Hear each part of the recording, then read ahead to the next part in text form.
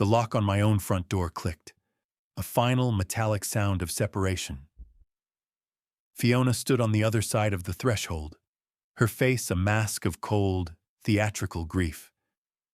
"Get out, Adrian," she whispered, the words sharp enough to cut. "You've done enough." "Fiona, please," I begged, my hand still on the doorframe. My suit was rumpled from 3 sleepless nights. The smell of the hospital still clung to me. "He's our son. I just want to—" "You just want to what?" she hissed, her eyes narrowing. "You weren't here when he was alive, Adrian. You were never here. You were at Kestrel Engineering. You were with your concrete and your steel." She stepped back and grabbed the door. "Your indifference killed him. You and this obsession with your work. You broke his heart, and it finally gave out. Now get out of my house. Get out of my life." She slammed the door. The sound echoed in the empty suburban street. I was left on the steps of the house I had built, banished by the woman I had known for 35 years, with the accusation of our son's death ringing in my ears. If you're watching this video, tell me where you're from or what time it is for you. Weeks blurred into a grimy, bourbon-soaked haze. My new home was a studio apartment above a laundromat, a place that smelled of stale cigarettes and dryer lint. The single window looked out onto a brick wall. I sat on the edge of a lumpy mattress, the bottle in my hand half empty. Fiona's words from the funeral played on a loop in my head, a public performance that had cemented my guilt. "Adrian Thorne," she had said, her voice trembling for the crowd, "chose his bridges over his boy. He is as responsible for Damian's death as if he'd stopped his heart with his own hands." And I believed her. Every word. I was the absent father, the workaholic ghost. I had traded my son's life for blueprints and deadlines. The guilt was a physical weight, pressing down on my chest, making it hard to breathe. I raised the bottle and took another swallow, welcoming the burn. It was the only thing I could feel. The key to Damian's apartment felt cold in my hand. It had taken me a month to get to this point, a month to build up the courage to face his life. Now that it was over, I stood in the hallway, my hand shaking. The bank had called, reminding me that the lease was up. It had to be done. I pushed the door open. The air inside was still, thick with the scent of him. Faint cologne, coffee, the clean smell of his laundry detergent. It was all too much. I leaned against the wall, my eyes squeezed shut, fighting the urge to run back to my bottle. "I'm sorry, Damian," I whispered to the empty room. "I'm so sorry." I forced myself to move, one box at a time. I started with the kitchen, throwing out old food, my hands trembling. Then the living room. Books, video games, a life packed into cardboard. His office was the last room. It was neat. Damian was always organized, a trait he got from me, I used to think. Now it just felt like another accusation. A heavy oak bookcase stood against the far wall, filled with textbooks on coding and software design. I had to move it to check the wall for any damage as the landlord required. I braced myself, grunting as I pushed. It slid away from the wall with a scraping sound. And there, behind it, was something I didn't expect. A small digital safe, its keypad dark, was set flush into the drywall. Damian, my quiet, brilliant son, had installed a secret.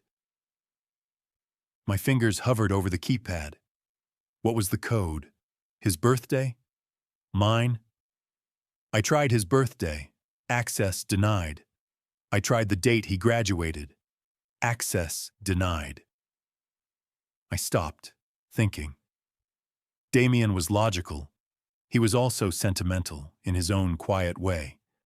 I tried the date I had taken him to his first professional baseball game, a memory I barely held on to. The light flashed green. The safe clicked open. I pulled the small metal door back. Inside, stacked in neat bundles, was cash. A lot of it. I counted it quickly. $200,000. My mind reeled. Where did Damian get this? Underneath the cash, my fingers found something else. 3 small black USB flash drives. They were labeled with a silver marker, just numbers. 1, 2, and 3. My laptop was an old model, slow and clunky. I plugged in the first drive. My hands were shaking so badly I could barely use the trackpad. A single folder appeared. Home. I clicked it. Video files, dozens of them. The file names were just dates.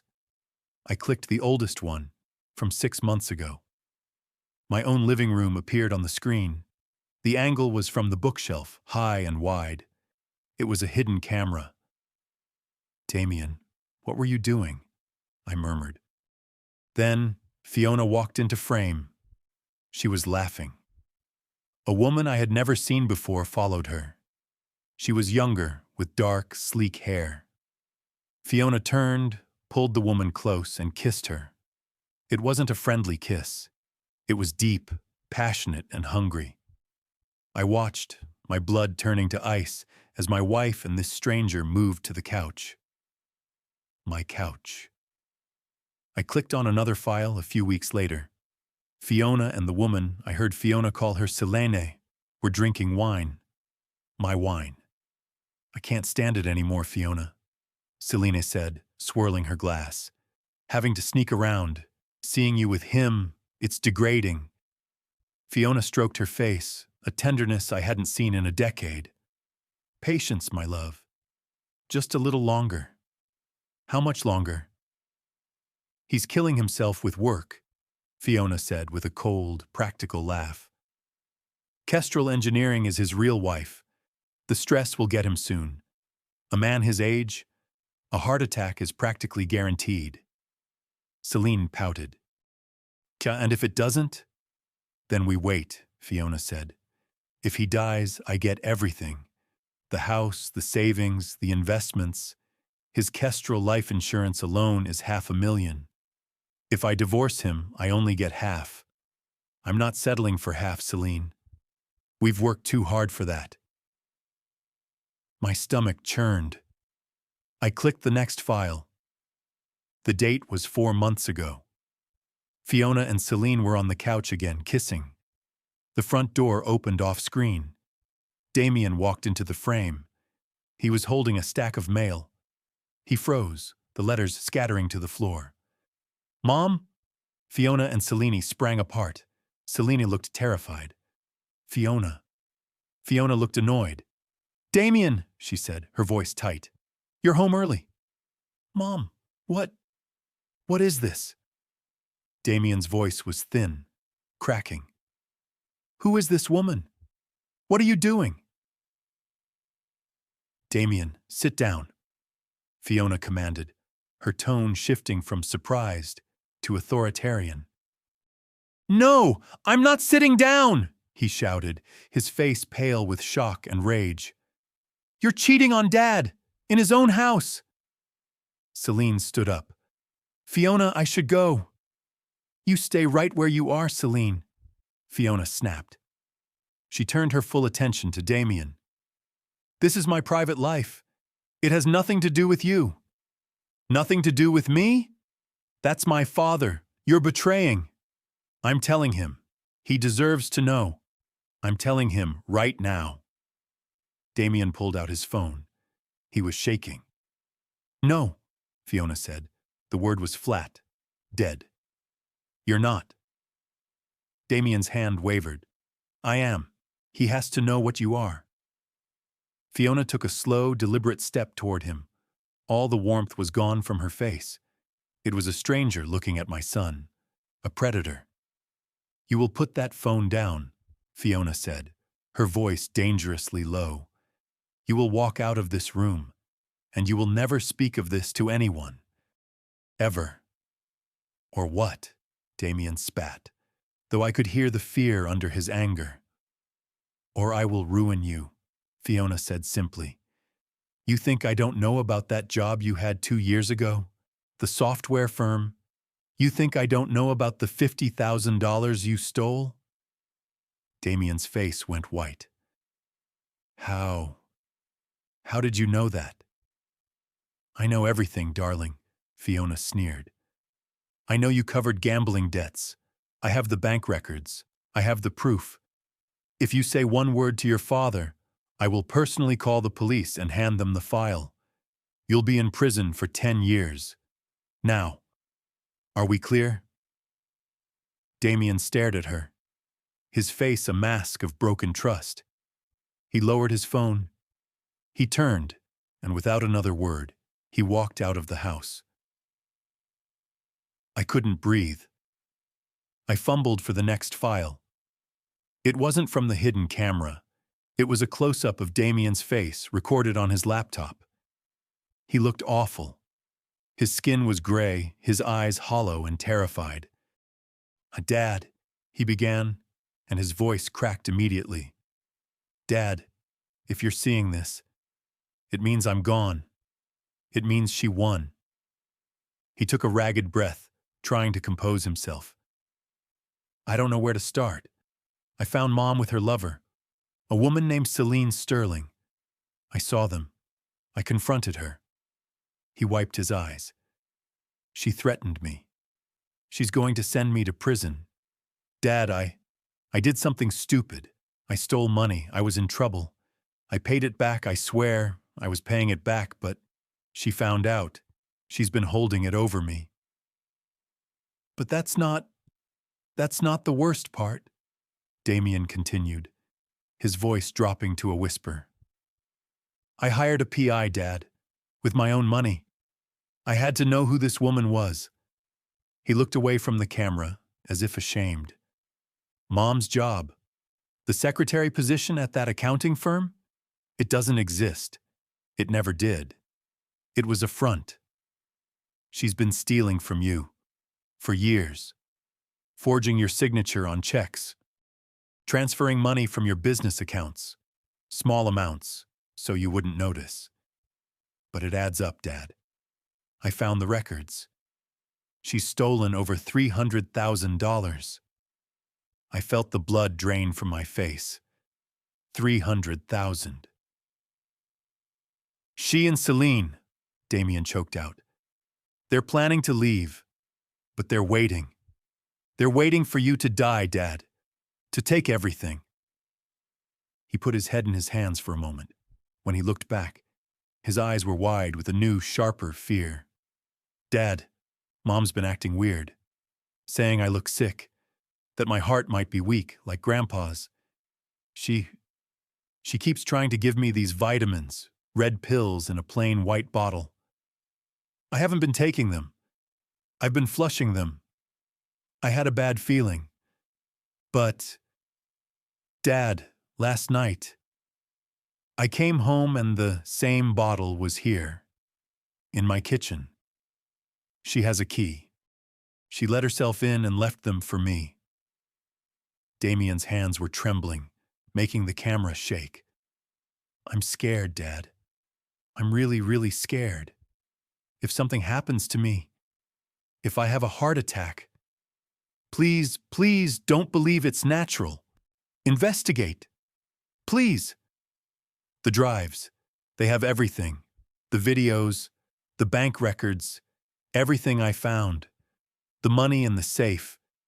That's your money, Dad. I managed to get it back. I hacked their offshore account and took back what I could. 200 grand. It's all I could get. When she finds out it's gone, she's going to...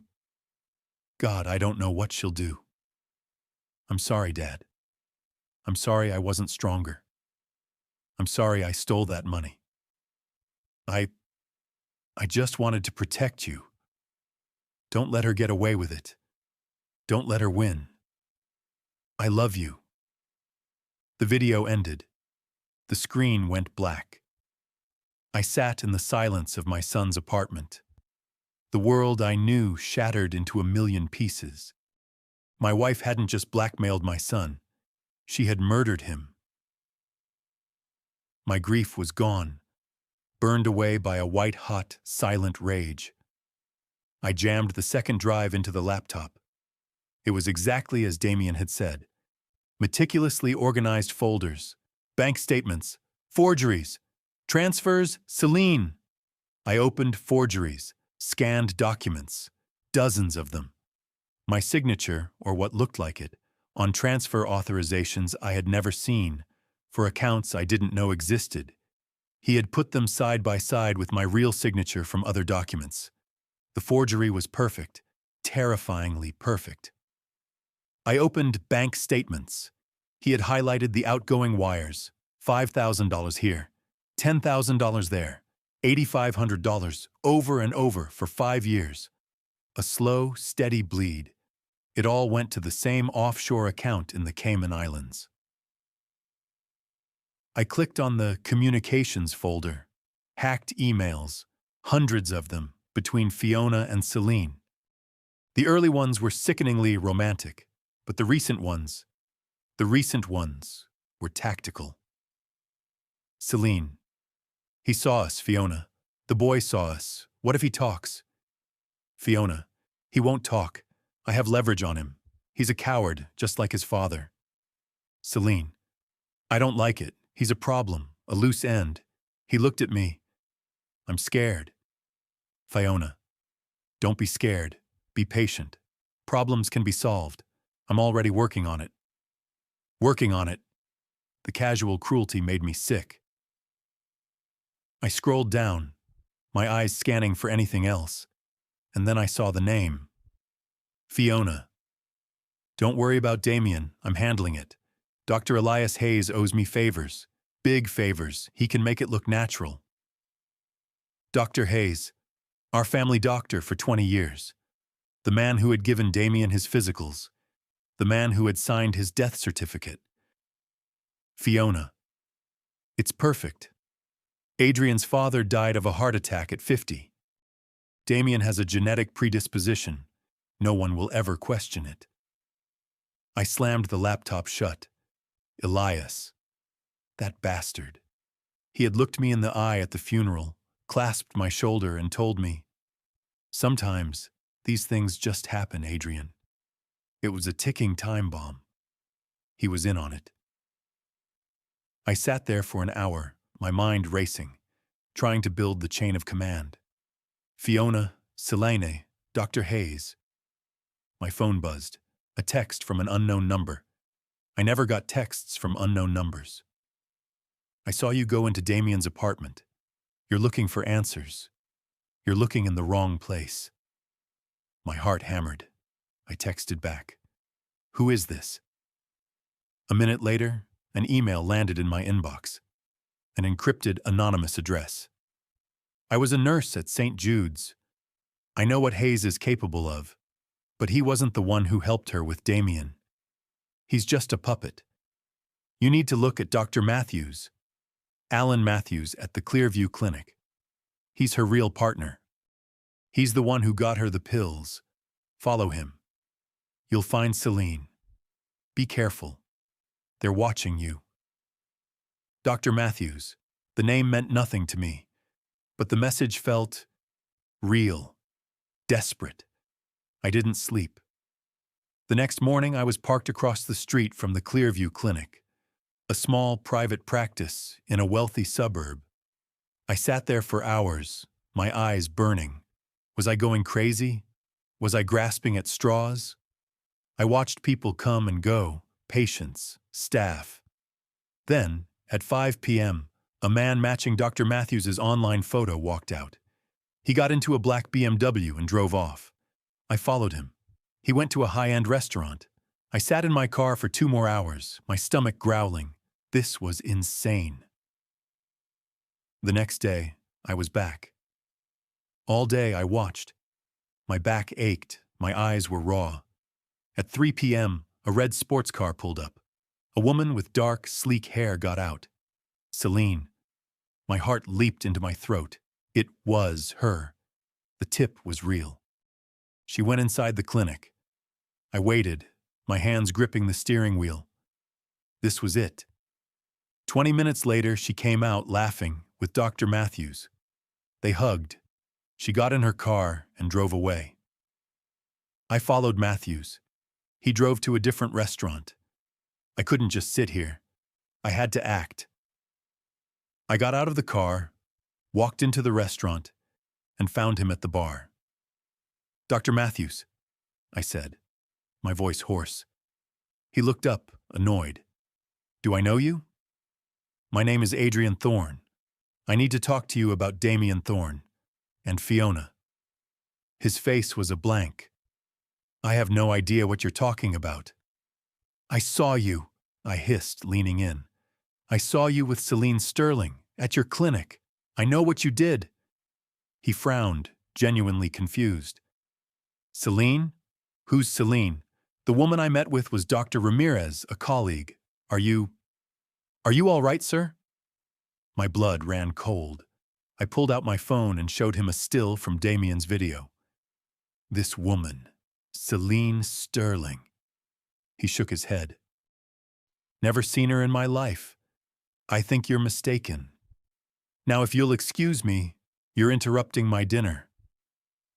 I staggered out of the restaurant. I had been so sure. I got in my car and drove, my mind spinning. I went back to the clinic. I waited until 10 p.m., then I broke into the patient files. I searched for Damian Thorne. Nothing. Adrian Thorne. Nothing. Fiona Thorne. Nothing.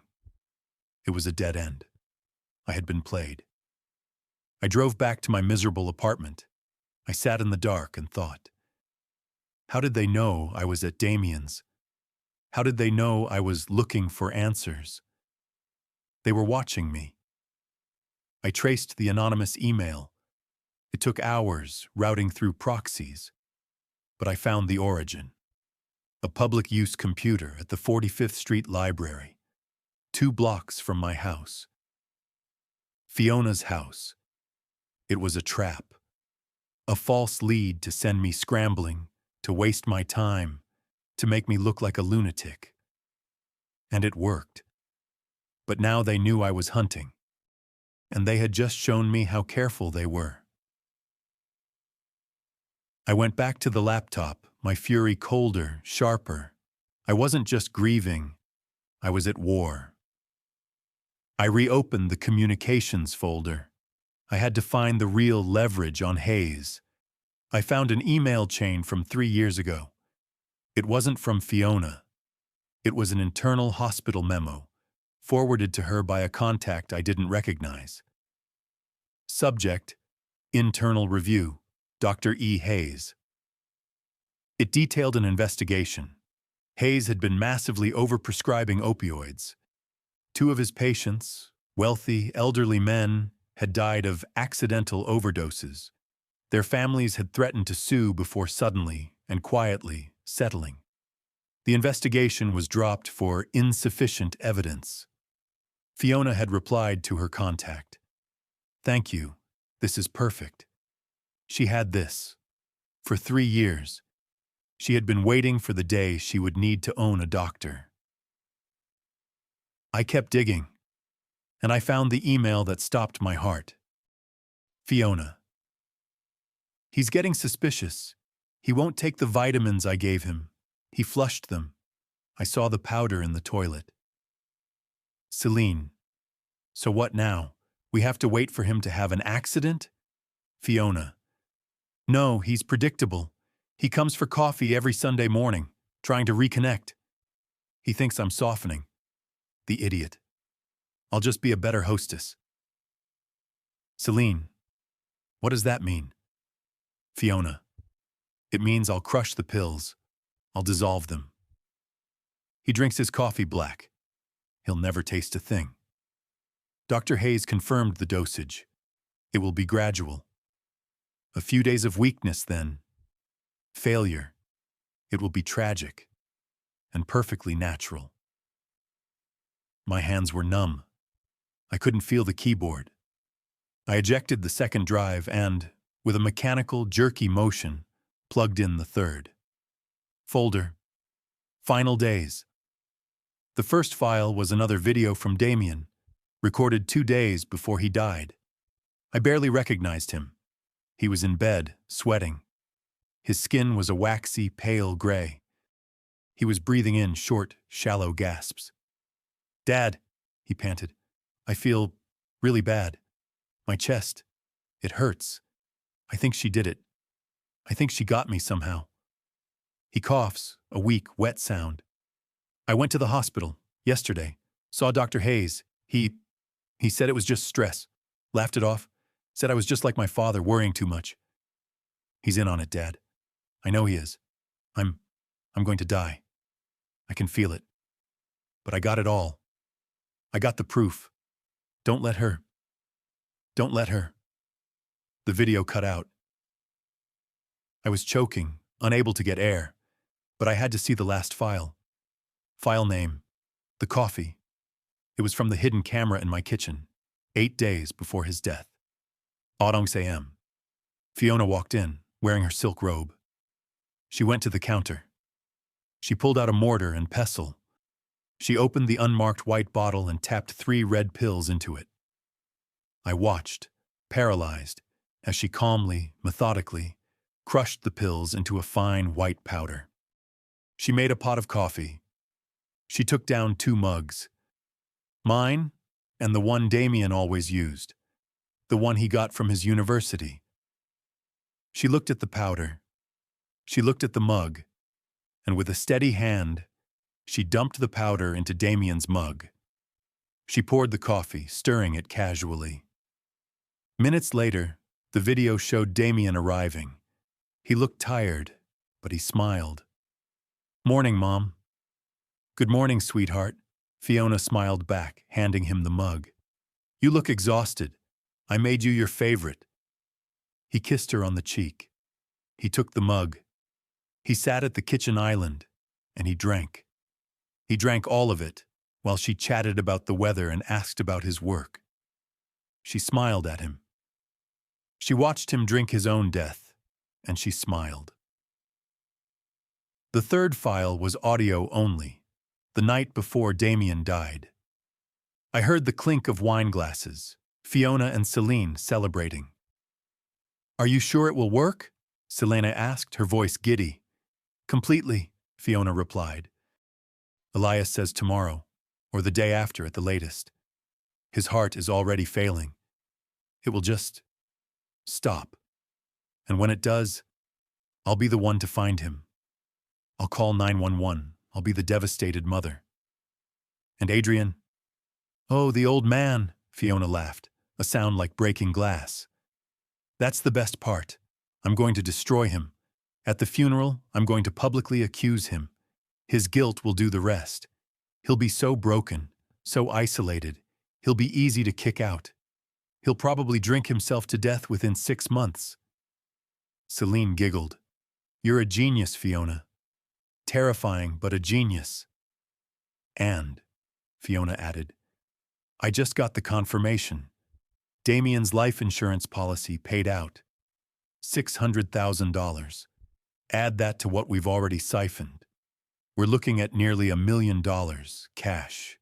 That house in Lisbon is ours, my love." I shut the laptop. The room was black.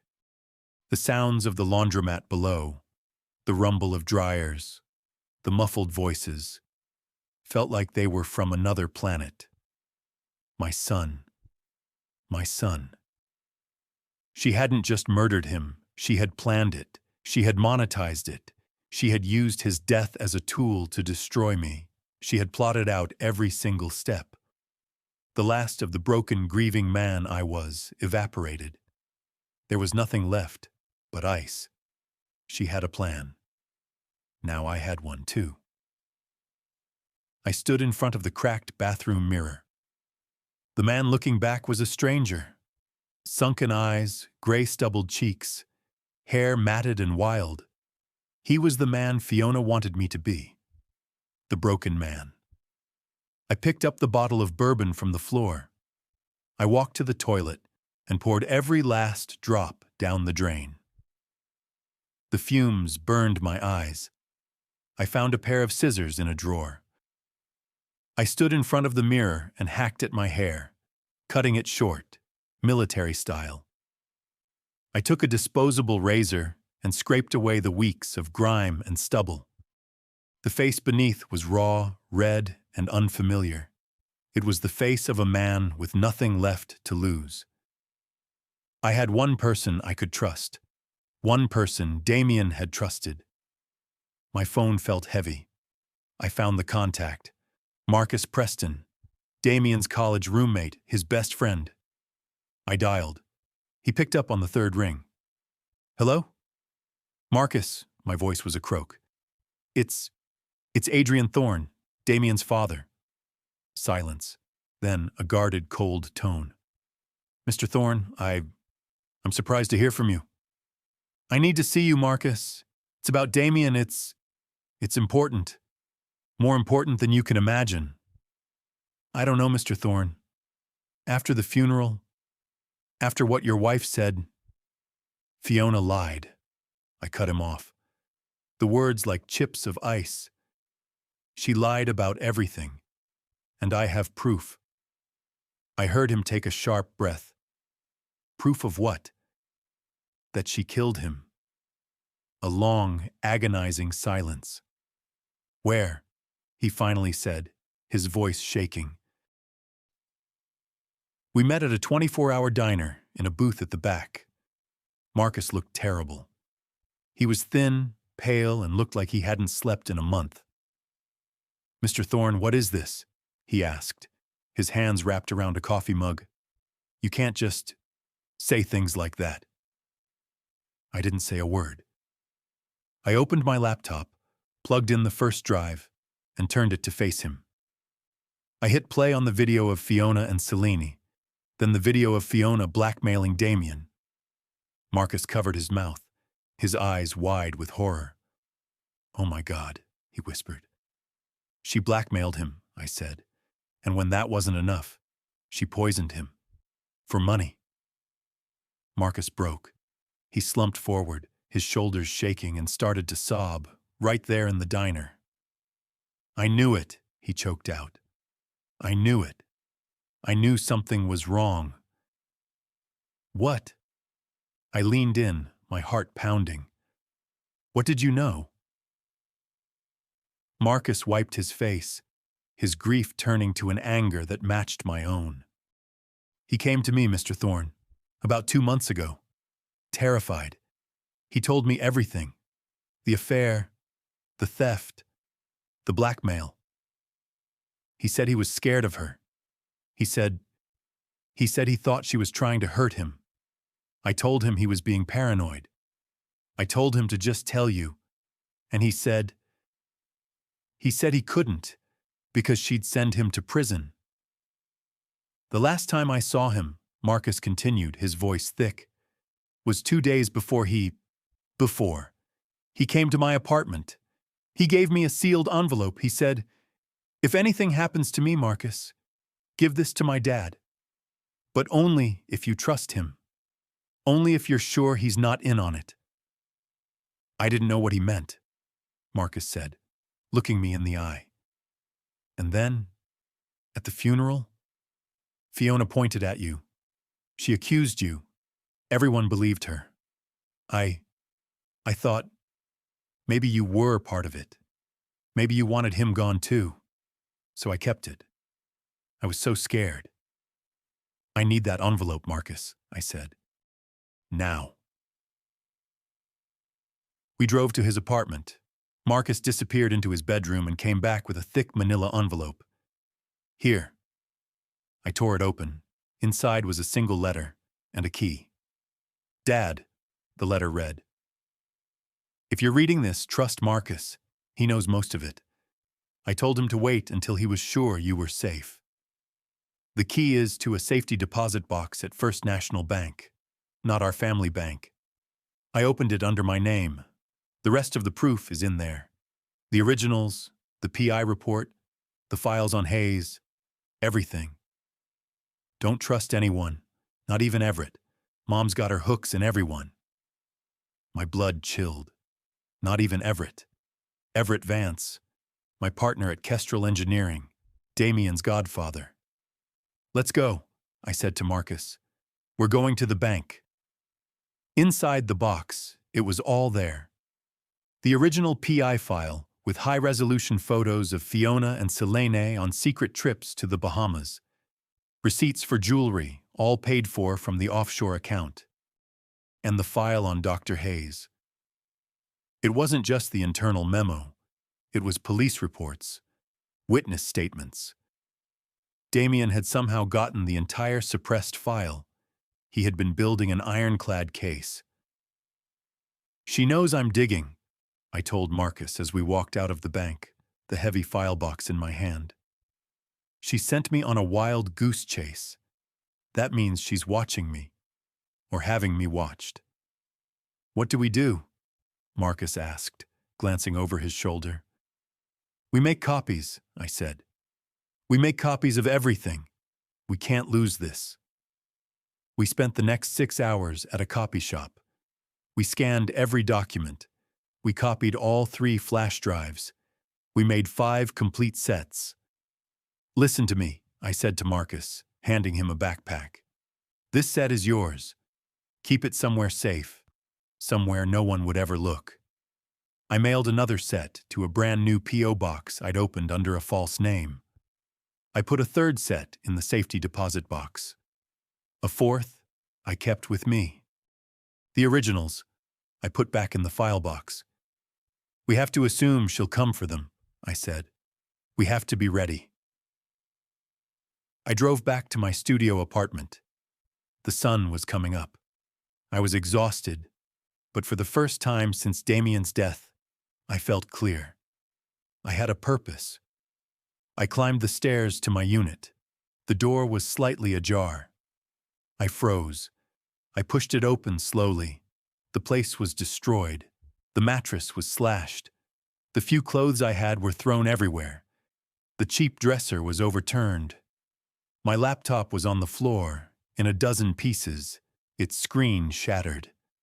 And the file box, the one with the original drives and the PI report, was gone. I walked into the room, my feet crunching on the broken laptop components. They had been looking for something specific. The drives. The original drives. I had been so careful, but I'd brought the originals back here. A stupid, tired mistake. I'd underestimated her. I'd assumed she'd be subtle, like the false email. This wasn't subtle. This was a message. This was a violation.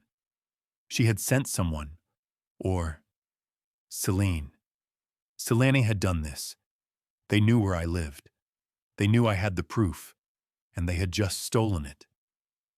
I turned to the bathroom. My heart stopped. Scrawled on the cracked mirror, in thick, bright red lipstick, Fiona's shade, I recognized it, was a simple message. Stop digging, or you'll end up like Damian. It was a direct threat, a promise. The game had changed. They weren't just trying to misdirect me anymore. They were trying to silence me. My hands were shaking. I grabbed my phone and dialed Marcus. They hit my apartment, I said, my voice barely a whisper. They were here. They took the originals. They took the laptop. What? Marcus's voice was sharp with panic. Oh my God. Adrian, are you okay? I'm fine. But they left a message. They're threatening me. Get out of there, Marcus ordered. Get out right now. Don't take your car. Walk to the diner where we met. I'll pick you up in 10 minutes. You can't stay there. They know where you are. I walked out of the apartment, leaving the door open. I didn't look back. Marcus picked me up, and we drove in silence for 20 minutes. He took me to a high-rise condo building downtown. A friend of mine is in Europe for 6 months, he said, leading me to an elevator. It's empty. No one knows you're here. You're safe. We walked into a clean, sterile apartment on the 30th floor. The view of the city was vast. They're hunting me, Marcus, I said, staring out the window. I know, he said, placing his copy of the backpack on the table. That's why we're not just digging anymore. We're going to bury them. His name is Isaac Joss, Marcus said, pacing the living room. He was a prosecutor. DA's office, major crimes. Now he's in private practice. He's the best.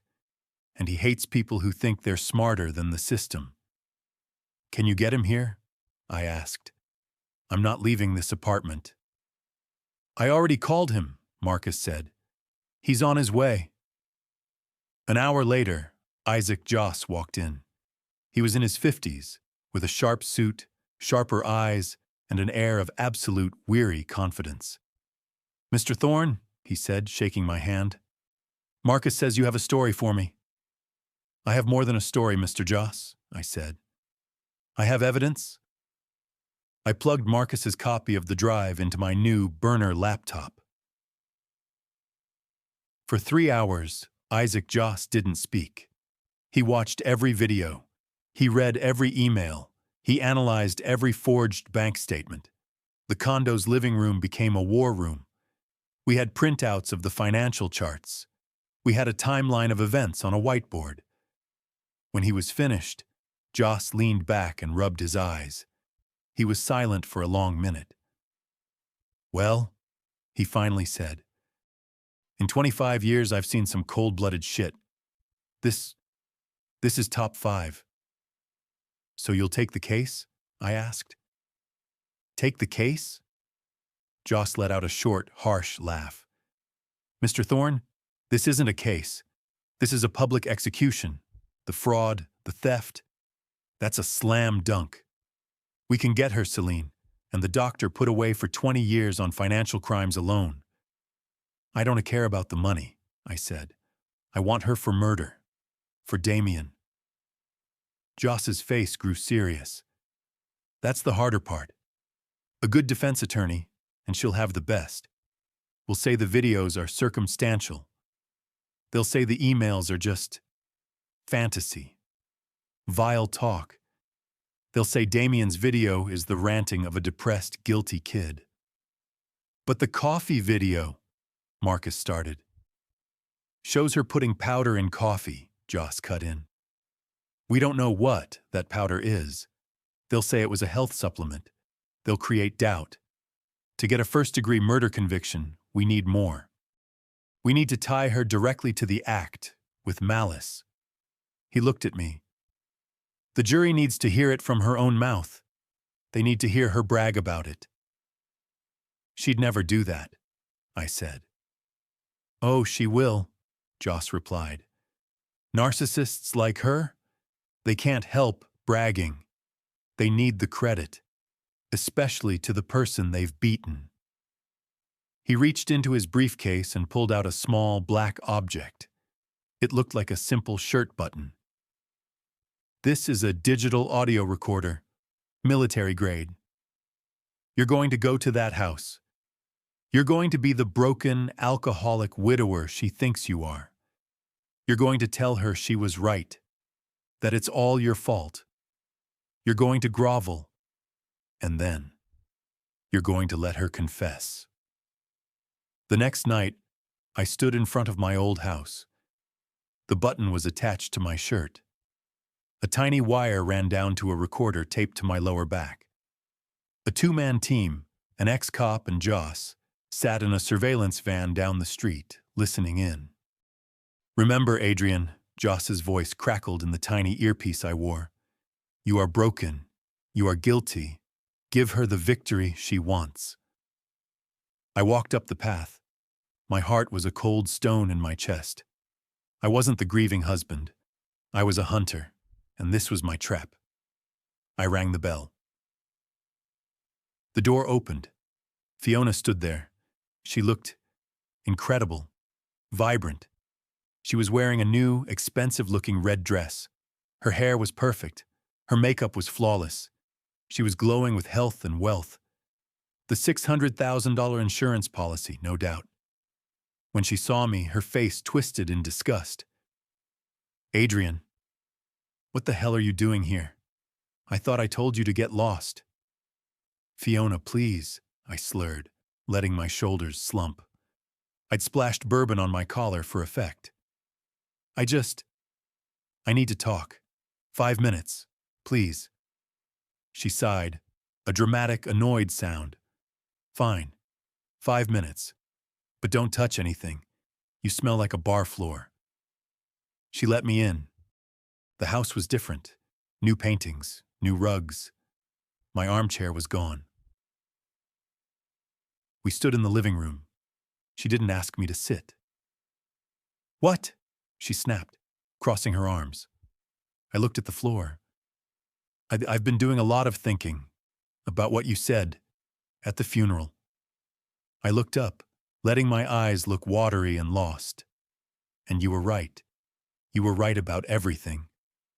Her expression softened just a fraction, a flicker of triumph in her eyes. Oh? You finally see that? I killed him, I whispered, letting my voice crack. It was me. My work. My absence. I was a terrible father. I was a terrible husband. And now my son is gone because of me. Fiona's smirk was subtle, but I saw it. She was savoring this. Well, she said, walking over to the bar to pour herself a glass of water. It's a little late for apologies, isn't it, Adrian? But yes, you did kill him. Your neglect. Your ambition. It broke his weak little heart. He was so young, I choked out. Did he suffer, Fiona? I need to know. Did it hurt? She took a sip of water and turned to me, her eyes glittering with a cold, dark malice I had only seen in the videos. I certainly hope so, she said, her voice a soft, cruel purr. My blood stopped. What? I hope it was agonizing, she said, stepping closer. I hope every second felt like his chest was exploding. I hope he laid on that floor, clutching his heart, calling out for the father who abandoned him. He deserved it. Will you? Why? I stammered, playing my part. He was our son. He was a traitor, she hissed, her mask of civility dropping completely. He tried to get between me and my future. He tried to ruin everything I had worked for. He was weak, just like you. And he got what traitors get. You worked for? I said, confused. Yes, me, she snapped. I spent 35 years married to a ghost. I gave you my youth. You think I was going to walk away with half? You think I was going to let that boy stop me? I planned it all. The money, the insurance, the heart attack.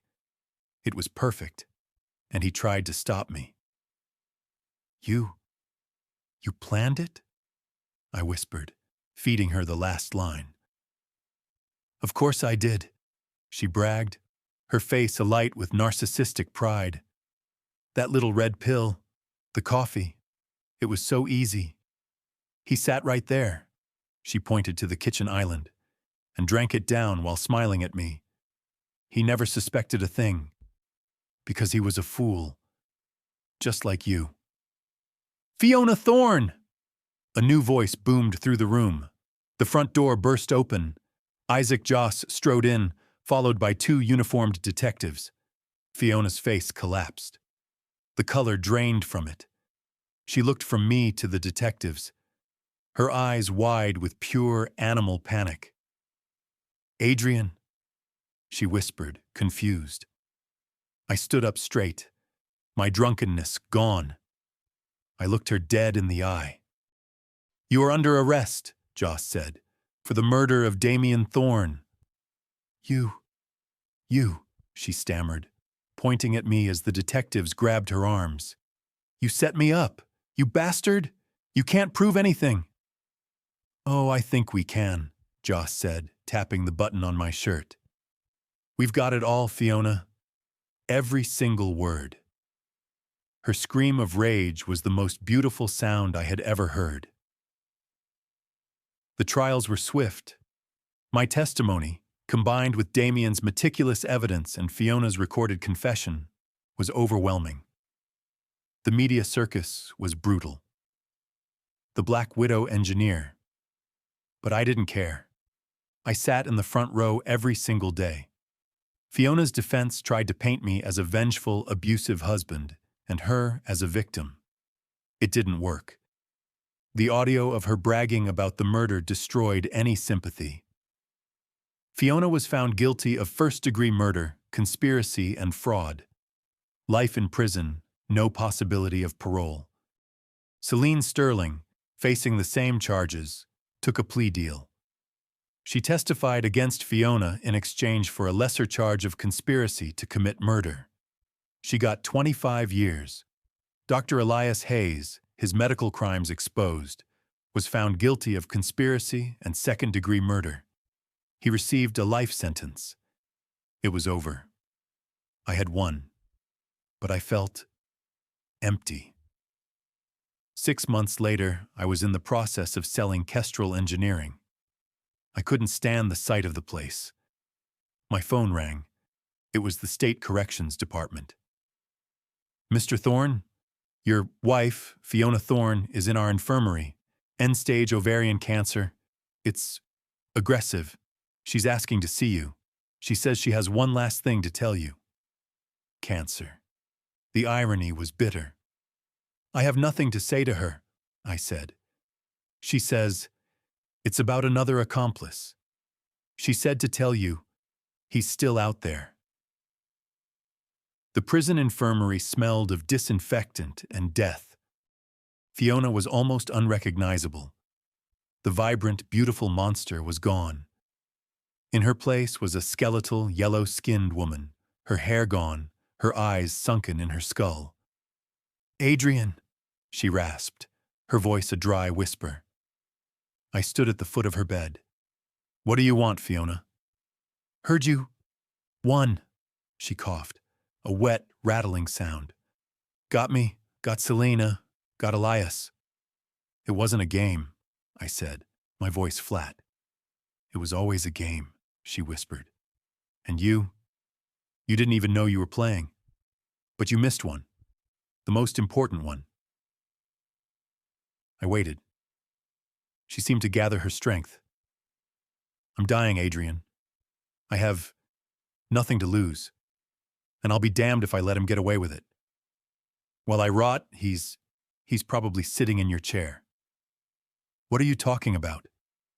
The money, she wheezed. The forgeries. You thought I figured that out? I'm not that smart. I had help. From the inside. Who? She smiled, a grotesque pulling of her dry lips. Everett. Everett Vance. The floor fell out from under me. No, not Everett. He's my partner. He's Damian's godfather.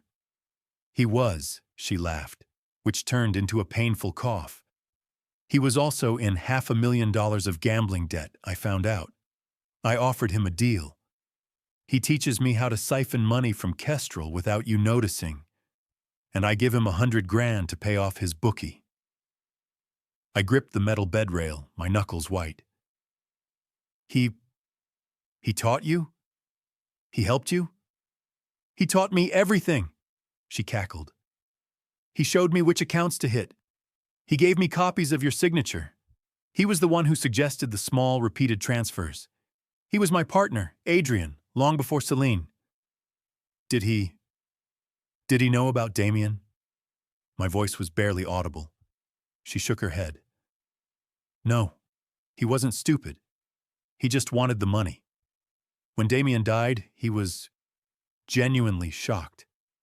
He's a thief, not a killer. But he's still a thief. And he stole from you. And he's still free. She sank back into the pillow, exhausted. Now get out. I'm tired. I hope you both rot. I walked out of the prison in a daze. Everett, my friend of 30 years, the man who had stood by my side at my wedding. The man who had held Damian as a baby. He had helped her. He had enabled her. He had funded her. I called Isaac Joss. Then I called the new prosecutor, Samantha Rhodes. "Mr. Thorne," Rhodes said, her voice patient, "I believe you. But a deathbed confession from a convicted murderer is worthless in court. She's a narcissist. She's likely trying to burn down your entire life before she goes. Unless you have hard, new evidence, there's nothing I can do." "What if I get it?" I asked. "If you get hard proof, financial records linking Vance to the fraud, then I can get a warrant. But it has to be solid, Adrian. Rock solid." I called Isaac. "I'm not selling Kestrel. Not yet." "What's the plan?" he asked. "We're hiring forensic auditors," I said. "I want them to tear apart every single transaction Everett Vance has made for the last 10 years. Every account, every email, everything." It cost a fortune. It took 3 months. The auditors lived in the Kestrel conference room. We went through file cabinets, old servers, offshore registries, and then we found it. "Got him," the lead auditor said, spinning a monitor around. On the screen was a shell company, registered in Panama. Vance Holdings International, and its bank records. 3 separate transfers, all during the time of Fiona's fraud, totaling exactly $100,000. "That's not all," the auditor said. "We recovered deleted emails from his work server. He thought they were gone." He pulled up an email. "From Everett to Fiona's secret account. Fiona, the transfer is done, but this is the last one. It's getting too dangerous. Adrian's not stupid. He'll notice the gaps." Fiona's reply: "Don't worry, Ev. He's not looking. He never looks." Samantha Rhodes had her warrant in an hour. I was there. I insisted. We walked into the Kestrel Engineering boardroom. Everett was at the head of the table, my table, leading a meeting. "Everett Vance," Rhodes said, holding up the warrant. "You're under arrest for grand larceny, conspiracy, and wire fraud." His face went ashen. He looked at the cops, then at me. "Adrian," he pleaded. "Adrian, tell them! This is a mistake! It was all Fiona! You know that!" "I know she didn't act alone," I said, my voice cold. "I know you taught her how. I know you took your cut. Damian's godfather." His face crumpled. He knew. You ruined me," he whispered as they put him in cuffs. "No, Everett," I said, stepping aside. "You ruined yourself. You just forgot to pay the bill." He was convicted 6 weeks later. The evidence was irrefutable. He got 15 years. A week after Everett's sentencing, I got the call. Fiona was dead. She died alone in the prison infirmary. I didn't go to the funeral. I'm not even sure she had one. A year after that, I got another call. Dr. Elias Hayes had hanged himself in his cell. He left a note, a single word: "Sorry." Celine is still in prison. She sends me a letter every year on the anniversary of Damian's death, begging for forgiveness. I never read them. Today, I turn 71. It's a cold October morning. I'm standing in front of Damian's grave. "Hello, son," I say. I do this every week. I'm sober, 5 years, 6 months. I kneel and clear the leaves from his headstone. I sold Kestrel. Couldn't stand the sight of all that concrete. It all just felt so pointless. I did something with the money. Your money. The $200,000. And all the rest of it.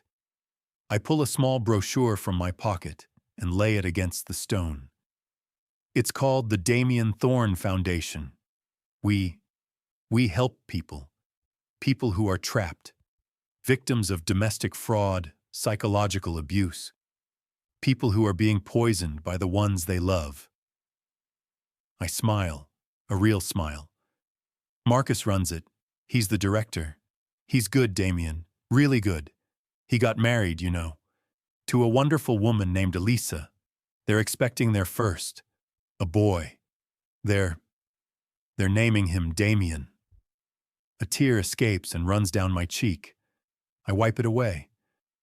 I wanted you to know that. We've helped over 200 people so far, son. 200 families you saved. Your evidence, your bravery, it wasn't just for me. It was for all of them. You taught me to see, Damian. I spent my whole life looking at blueprints, but I never saw anything. I never saw my own family. I never saw my own son. But I see you now. I see you in every case we take, every life we save. You did that. My brilliant, brave boy. I stand up, my knees cracking. I pat the cold stone. I have to go. We have a new case. A man, his wife is convincing him he has dementia, while she drains his retirement accounts. I start to walk away, then stop. I love you, Damian. I'm so proud to be your father. I walk back to my car. As I get in, my phone buzzes. It's Marcus. New case, urgent. A daughter suspects her stepfather is poisoning her elderly mother for the inheritance. It's subtle. The doctors are saying it's natural causes. I start the car. I look at the building across the street. On its face is a large, smiling photo of Damian. The Damian Thorne Foundation. I text Marcus back. I'm on my way. If this story resonated with you, leave a like and consider subscribing. You can also drop any comment below, even just one word. Maybe tell me where you're watching from, or what time it is right now. Sometimes one word is enough to say you were here.